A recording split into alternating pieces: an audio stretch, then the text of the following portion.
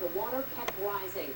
Then these walls meant to protect the cities like here in Elmira became part of the river. City manager Joe Sartori says they used history as their guide. The police captain at the time, who lived through the flood of '46, mapped out the areas destroyed 26 years earlier. We made a decision to start evacuating people within that area based on which areas would flood first. Evacuation of the south side has been increased, with an estimated 4,000 people reported to Southside High School and Coburn School. Residents are urged to take only blankets with them. So the evacuation effort began. Elmira College, Elmira Free Academy, and Southside High School opened their doors. And the police went through the area with bullhorns and knocked on doors and told everyone there to get out, which spared Elmira many loss of life. In Corning, Joe Kane helped direct traffic. He remembers one carload that almost didn't make it. He wasn't about to stop. Like, where do you think they're going? So I'm going after the rest of the kids and the neighbors.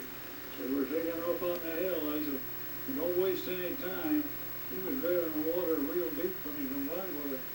I don't know how many of them Some left their homes behind right away. Some left not so willingly. Approximately 200 patients are being evacuated from St. Joseph's Hospital. And some families couldn't bear to say goodbye to all their worldly possessions and warm beds. Are they going to go now?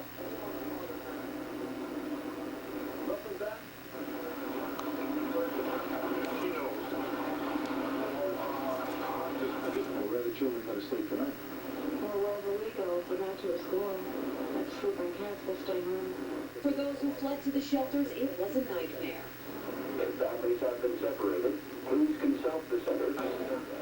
Jim Neighbor from West Elmira is over there working and he can't find his family in West Elmira. Probably with neighbors or something like that, we have no way of knowing. But this nightmare was nothing in comparison to what they'd find outside. Around the Chemung Valley, Jen Tishman, News Center 36. Don't forget to join us all week long for our coverage on Hurricane Agnes. We're going to wrap it up with a special half-hour show Sunday night that begins at 6:30.